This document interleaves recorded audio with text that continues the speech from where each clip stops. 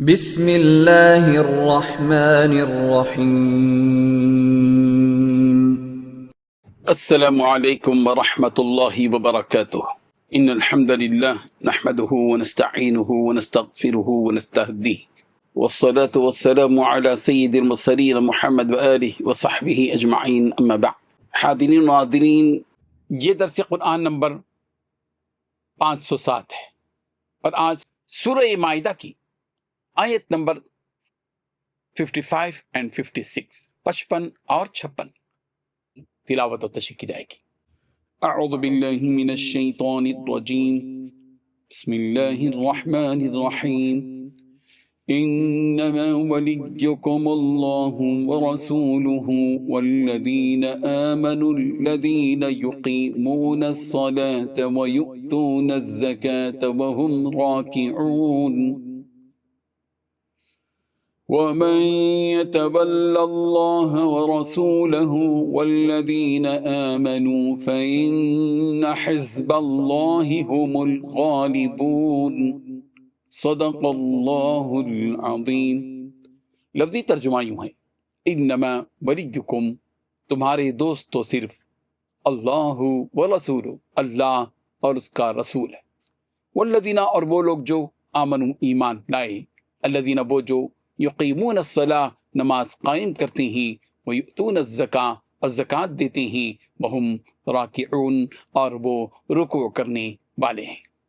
ومن یتول اللہ، اور جو کوئی اللہ سے دوستی رکھے گا، ورسولہ، اور اس کے رسول سے، والذین، اور ان لوگوں سے جو آمنوا، ایمان لائے، فإن حزب اللہ، تو یقیناً اللہ کا گروہ، ہم الغالبون، وہی غالب آنے والا ہے۔ ترجمہ یوں ہے، مسلمانوں، تمہارے دوست تو اللہ اور اس کے پیغمبر اور وہ مومن ہی ہیں جو نماز پڑھتے اور زکوٰۃ دیتے ہیں اور اللہ کے آگے جھکتے ہیں۔ اور جو شخص اللہ اور اس کے پیغمبر اور مومنوں سے دوستی کرے گا تو وہ اللہ کی جماعت میں سے ہوگا، اور اللہ کی جماعت ہی غلبہ پانے والی ہے۔ ان دو آیتوں میں 3 باتیں بتلائی گئی ہیں۔ ایمان والوں کے ولی یعنی دوست تو بس اللہ اور اس کے رسول اور ایمان والے ہیں، ان کے علاوہ ان کا کوئی دوست نہیں۔ دوسری بات، ایمان والوں کی شان یہ ہوتی ہے کہ وہ نماز بھی قائم کرتے ہیں اور زکوٰۃ بھی ادا کرتے ہیں، اس حالت میں کہ ان کے دل خشوع و خضوع سے جھکے ہوئے ہوتے ہیں۔ تیسری بات، جو اللہ کو اور اس کے رسول اور ایمان والوں کو دوست بنائے گا، اس کو یہ یقین کے ساتھ جان لینا چاہیے کہ اللہ کا گروہ ہی غالب ہونے والا ہے۔ حاضرین و ناظرین، آیت نمبر 55 میں رب ذوالجلال نے ایمان والوں کی دوستی کو صرف اللہ تعالیٰ اور اس کے رسول محمد عربی صلی اللہ علیہ وسلم اور مومنوں میں ہی منحصر کر دیا، اور دوستی کا ایک خصوصی دائرہ بنا دیا گیا، اور مومن کے دل و دماغ کو ایک نشانہ دے دیا گیا، ٹارگٹ دے دیا گیا کہ جب بھی دوستی کا عنوان قائم ہو تو یہ دوستی اللہ تعالیٰ سے ہو، اس کے رسول سے ہو، اور اس کے علاوہ دیگر تمام مخلوقات میں صرف ایمان والوں سے ہو۔ یہاں یہ ہرگز نہ سمجھا جائے کہ ایمان والوں کے علاوہ باقی تمام کے تمام ہمارے دشمن ہیں، یہ مطلب ہرگز نہیں ہے۔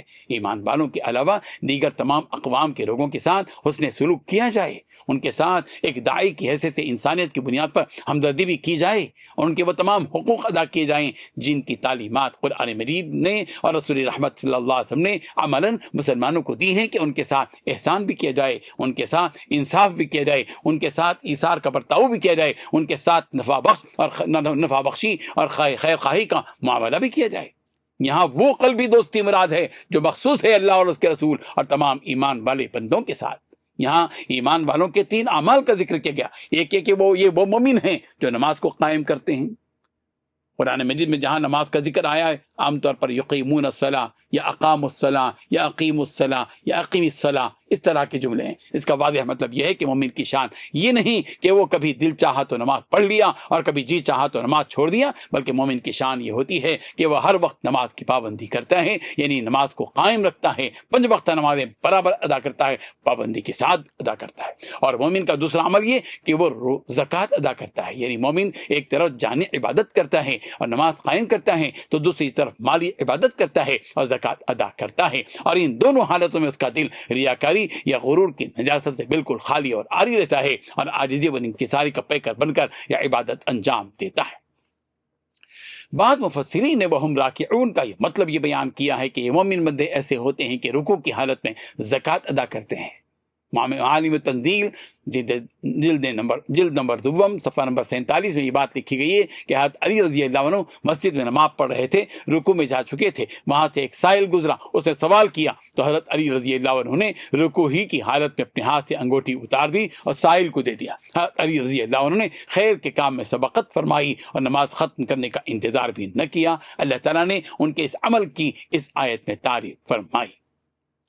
اللہ تبارک و تعالی ہم سب کو ان آیات کو سمجھنے کی توفیق عطا فرمائے، آمین۔ وآخر دعوانا ان الحمد للہ رب العالمین۔ ڈیلی درس قرآن کو سبسکرائب کیجئے، اپنے تاثرات اور مشورے ارسال کیجئے اور متعلقین کے گروپ بنا کر انہیں روزانہ درس قرآن بھیجیں اور اجر ثواب پائیں۔